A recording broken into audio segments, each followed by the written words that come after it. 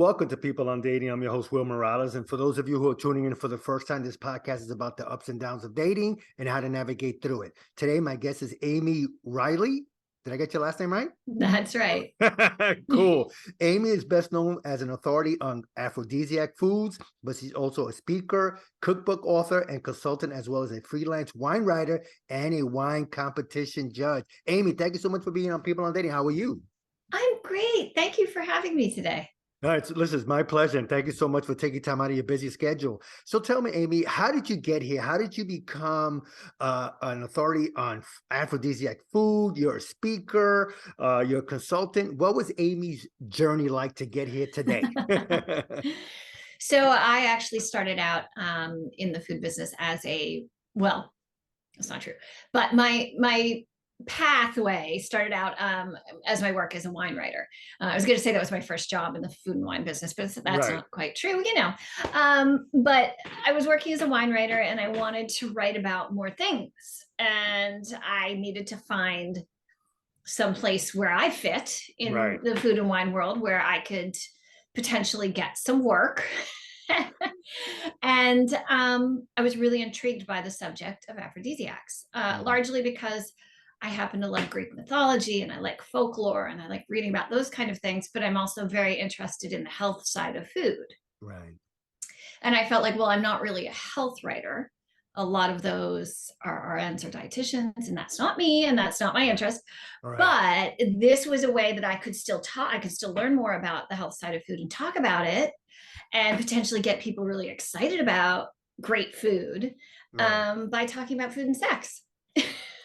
Listen, and that's why we wanted to have you on, because it seems that the two go hand in hand. So we'll definitely talk about that. And today's topic is a good one. What is an aphrodisiac food? So you'll talk about that. So when you realize, after you wanted to be, let's say, the connoisseur of fine food for people, and you realize that it can lead to sex or get someone, for lack of a better word, horny. Sorry for that word, but more, let's say, excited. Mm-hmm. when you realize that, how excited were you that you could bring that to the masses?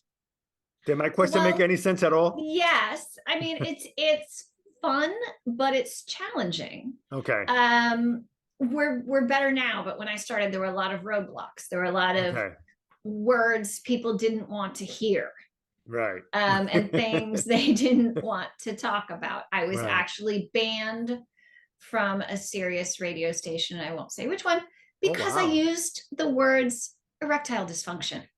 And it was a perfectly reasonable answer to a question. Yeah. So, it was I had some odd challenges starting out. Yeah. Just because you said that the ED word, let's say. And wow, my God, people are too sensitive now. And I mean, it was something to do with like, why should men eat oysters? Something like that. And I was like, well, it's got zinc, which can help with blood flow and and zinc is known. Lack of zinc is linked with erectile dysfunction or something like that. It was so innocent. Right. But I got myself banned. So I learned very quickly to. You could become famous that way too. People will say, wait a minute, she got banned there. She got something to say. Yeah. I've also had my cookbooks banned from stores and libraries because, my first book, Fork Me, Spoon Me, the woman on the cover is sitting in front of a refrigerator naked. There is nothing to see. There's less than you would see on HBO, right? It's her profile, and her arms and legs are strategically placed. But there are places that found that inappropriate. Jesus. I wrote a banned book. What can I say? Wow. Okay, so let's wow. So let's get to the topic at hand, because hopefully we won't get banned. Hopefully they'll air this on YouTube, which we'll be on. So, but Amy, so when we talk, you mentioned oysters, right? Because if a man has a Sure. lack of zinc, it could Right, right. cause, it could be part of the ED. There are actually Yeah, many foods that you could suggest to men that would be a better choice for ED, by the way. I mean, yeah, for improving that. right. That being said, oysters are great for everyone. And if you like oysters, please enjoy them and think about how wonderful they're going to be for your sex life, because they Right. are. Okay. No, no. I listen. I'm definitely going to put that on the show notes. So let's start talking about some food in a second or two. Are there drinks that could be classified as an aphrodisiac Oh, sure. supplement or something, instead Right. of food, but for a liquid? If you want to Right. talk a little bit about that, then we'll get into some of the food basics that Sure. men should have, and women, and or together as a couple. Well, let's say as a couple at least, Yes. or So partners. Yeah. there are any number of drinks that are, considered aphrodisiac, and you can back a lot of that up with science. So all alcohol is considered aphrodisiac for the very obvious reason that it lowers inhibition. That Right. being said, you do need to be careful Yeah. about how much you drink, right? So, Yeah. and then there's more research into wine, so we know more about wine and why that actually may have some very positive effects, and that's Right. all that stuff you hear about red wine and heart health. Okay. Well, anything that's good for your heart is also good for your sex life, your sexual system, because it's all about circulation, blood flow. All of those things are very, very important for not just men, but also women. Right. So when you're eating for heart health or thinking about heart health, you're also, by the way, thinking about your sexual health. So good Right. news. Yay. So So that's the truth about wine. yeah, I was going to ask you, is it, because I guess it depends on who you listen to. I hear a glass a day is good, but no more than that. Sometimes I hear not drink wine every day. In your Mhm. opinion and your study, or maybe what you heard, how often should we have a glass of red wine? So it's something that's definitely very individual, right? And Okay, it's probably something people should have a conversation with the doctor about if they have any kind of a concern. I sure. will tell you, I drink a glass of wine every day. I will Okay, also tell you that my doctor told me that's not a great idea, and not for any of the reasons you think. He just thinks that like having any one thing every day isn't a good idea, and things that it can do with blood sugar and mood and whatever. okay. So he's just thinking of for overall well-being, that might not be the best choice. I'm totally fine. I can see My that, mood is good. and my audience is going to see that. So, So so there are many different ways of looking at it, and then you go to Europe and people drink a half a bottle with dinner and think nothing of it, and they do that as pretty much a daily activity. right. And you find people who live in Europe and a Mediterranean diet and walk everywhere are living much longer, fuller lives than we are. So Yeah. it's depends on the person and where they live and what they do. Right. No, I mean, you got to take care of yourself. You're just not going to, like we are, we're pretty much try to keep in shape, try to keep our body weight a certain level. So yeah, if you're drinking wine and then you just go back to the couch and you're not exercising the Right. following day, yeah, I Right. can see why it might cause some issues. Right. And And also, how do you measure that glass of wine is another thing, because is right, it a right, glass of wine, or is right. it, Yeah. a real 5-ounce glass of Yeah, that good point. Okay, that's it. That's it. I didn't think about it that way. Any other drinks? Or is Sure. wine the best one out of when we talk about the liquid intake? My favorite, it's Uh-oh. going to surprise you. It's coffee. Coffee. Coffee is an aphrodisiac. Yes. Wow. So, obviously it gives you energy. And it Right. can give you energy at, an important moment, right? You finish a meal, you want to move on to the bedroom, you're a little tired, have some espresso, you're ready to go, right? Right, right, right. But also coffee elevates mood. Okay. So it helps you get into a good mood. It helps you kind of shed those stresses. Right, right. Okay. Yeah. And it works immediately, which is so Which is true. It's a delightful. jolt of energy. Is would some I guess because I see commercials all the time now on Red Bull. I Oh, used to take no. Red Bull when I was playing sports. If I was an 85-degree humid day and I was playing softball, I would drink one and it gave me a lot of energy, but I'm going to be honest with you, 4 or 5 hours later, Felt terrible. I'm crashing. So then I stopped. I Yeah. haven't drank a Red Bull probably 15, 20 years, give or take. Now, it is not something I would recommend as an aphrodisiac. There are probably people out there who will say it works for me, but just like you said, 4 or 5 hours later, they are crashed out hard. So yeah. So there you go. No, that's fine. Okay, so let's talk about some of the foods, right? We talked about oysters, which is good. Any other foods that you would recommend, let's say for breakfast, if there's a quickie in the morning that you want before you go to work? That's funny. I was just working on a recipe for, and this may sound weird, a strawberry chia pudding with acai fruit, or acai, however you prefer pronouncing it. And it's actually, I had some friends comment, wait, you're making pudding for breakfast? I'm in, like, pudding. Yes. So I don't know if you've ever made a chia pudding. It's kind of a bizarre and delightful thing. What's it called again? Strawberry? Yeah, chia. Use chia seeds, like the things that we used to grow the little animals. Yeah. Okay. Oh, okay. So those seeds are incredibly nutritious. And what's interesting about them is when you put them in liquid, they kind of plump up and get sort of gel-like. I mean, they're like the gummy bear of health foods. Okay. Right. They're small, they're tiny, so they're not like a million tiny gummy bears.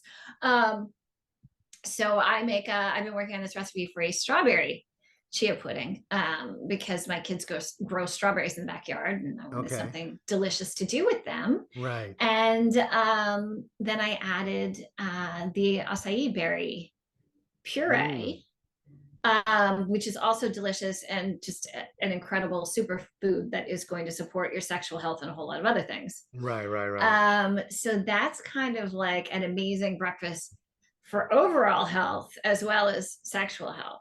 And it's pudding for breakfast. Right. Wow. Okay. Strawberry pudding, chia seeds, and then the berry. What kind of berry? The puree. So acai, it's from Brazil. And you can buy frozen puree at a lot of like specialty stores, health food stores, Whole Foods. Right. Wow. Okay. You can order it online too. I was looking that up the other day. Oh, okay. Yeah. Well, that's what we have Amazon for now. Right. Yeah. Okay. So we got for breakfast, which is strawberry pudding, chia seeds, puree berries. Wow, that's great. Anything else that I think that might be enough for breakfast for now? But God, if there's anything else, I want to point out that eggs. Most people don't realize that eggs are considered aphrodisiac. Oh, I love eggs. Okay. And it's mostly because historically they were a symbol of fertility, all of those things. That being said, I have a list. We have a list on the website I run, Eat Something Sexy, of the 10 best foods for women's sexual health. Okay. And eggs made our list of the 10 best foods for women. They're a great source of digestible protein. Up until recently, they were very inexpensive. I know. Things change really fast. But they're excellent for women's health and women's sexual health in particular. So yay, eggs. Okay, yeah. No, like I said, once the show's over and I put on the show notes, I'll make sure to put your website so people could go there. Okay, so we got eggs. Anything? So let's talk about lunch. Okay, we're gonna have lunch. Now you're having lunch. Your partner doesn't live too far away, so he wants to come over. At least for maybe afternoon delight, so to speak. I love this. Yeah. What are we having for lunch? What are we having for lunch? We got to do something fast, right? Maybe saute or grill some shrimp. All seafood is historically considered aphrodisiac. Okay. Because of its ties to Aphrodite, the goddess of love. She was supposed to have, arrived on the earth riding a scallop shell, and that automatically tied seafood with her. Truth of the matter is, there are so many nutrients in seafood, some that we don't get from a lot of other sources that are going to support your sexual health. Plus, again, good form of protein that's not high in saturated fat, because we've already talked about you need things that are good for heart health to have good sexual health.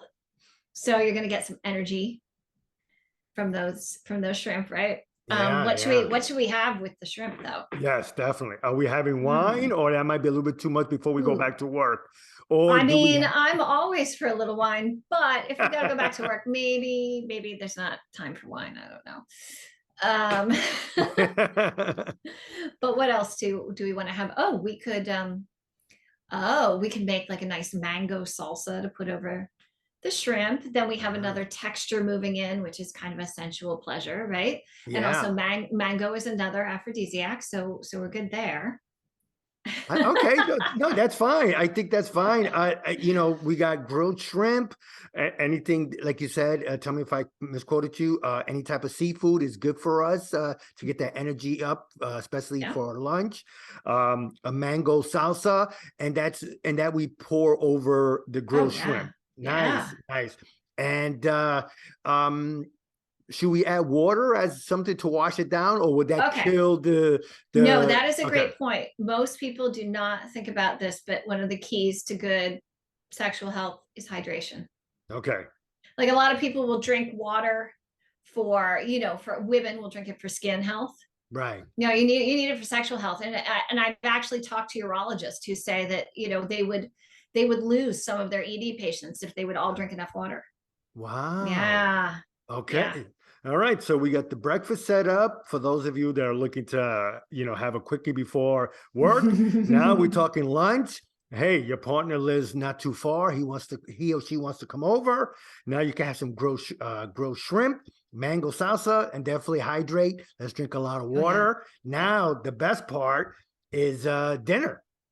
All right. Oh, what are we going to have for dinner? Um, so I talked about I have this list of the 10 best foods for women. On the 10 Yeah. best foods for men are two great proteins we can have for dinner. One is salmon and the other is bison. So which one do you want to have? I had bison before. Let's Mhm. go with the salmon. We're going salmon. Okay, this Yeah. is seafood day. I like it. Yeah. So we're going to have some salmon, which again, we just already talked about the seafood, and salmon is rich in those all important omega-3 fatty acids that are going to help with mood. They're going to help with overall health. Yay. Yeah. Um, what do we want to have with our salmon? I mean, we could do like a mustard sauce. Did you know historically Ooh, mustard is also an aphrodisiac? I love mustard. Cool. So we'll put a Wow. mustard sauce on our salmon.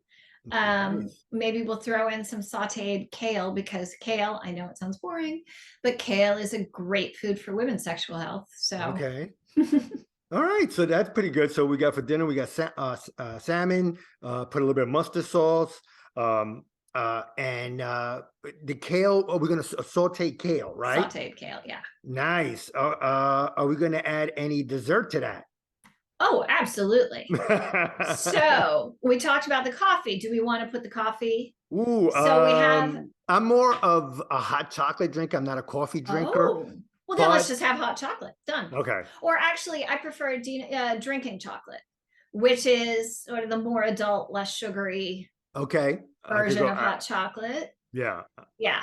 But I Yeah, let's think go I'm with gonna a good go drinking chocolate. that definitely good drinking chocolate, but I might go with your first choice that we talked about earlier. Have a nice glass of red wine. Or should we have Oh, we white need that with wine? it.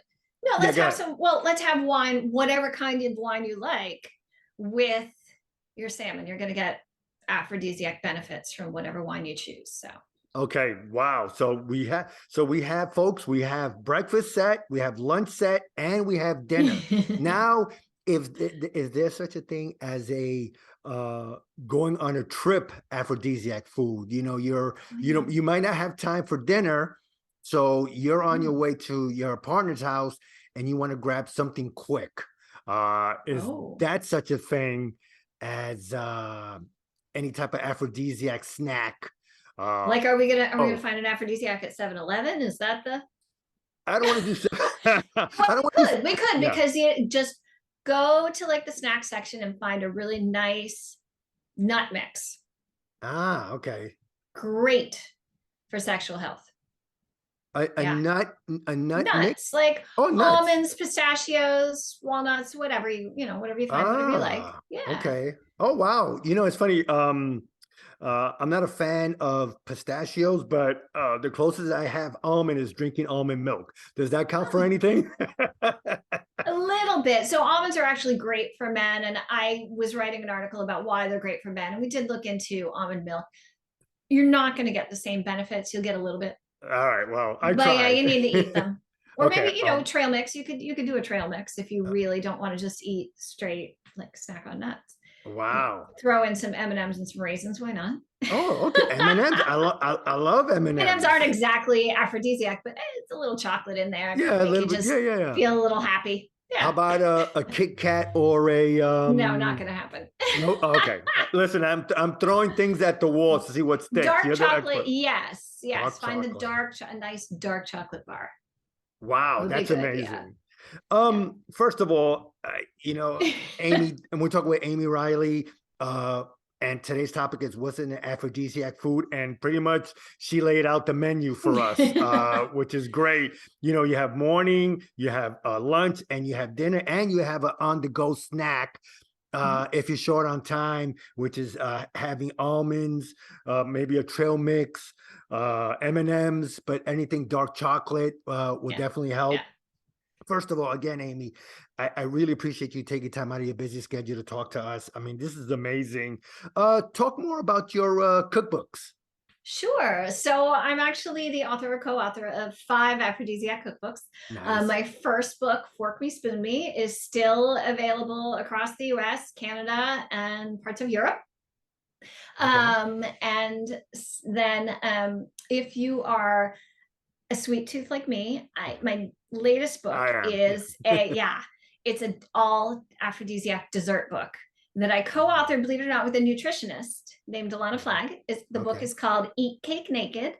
And it's an ebook. Great title. You can just thank you. It's an ebook you can download, obviously, at any ebook retailer. Okay. Amazing fun desserts. Yeah. So yeah. And the other ones, talk about all your books, please. So I did a book for a publisher in Arizona. It's called Chili Aphrodisiac, and it's everything you need to know about chili peppers as aphrodisiacs. Wow. If you Okay. really like chili peppers. Right. Probably my favorite recipes are in my book, Romancing the Stove. And Another great title. That one's available pretty much everywhere. You can even go, if they don't have it, you can go to your favorite independent bookstore, special order it. They'll be happy to get it for you. So that's me. And if you want to get recipes with some of these ingredients you talked about, including you can get that strawberry chia pudding recipe, go to eatsomething.sexy.com. All right, sounds good. And talk about that website one more time. Oh, sure. So eatsomething.sexy.com. It's a website that I created. And we have a number of contributors who are experts on romantic travel. We have a nutritionist. We have all kinds of great information on anything romantic for couples. And everything we talked about today, you'll find more information about, like those best foods for men, those best foods for women. It's all there on eatsomething.sexy.com. All right, sounds good. Well, again, Amy, I appreciate you taking time out of your busy schedule to talk to people on dating. I really, really appreciate it. Thank you so much for having me.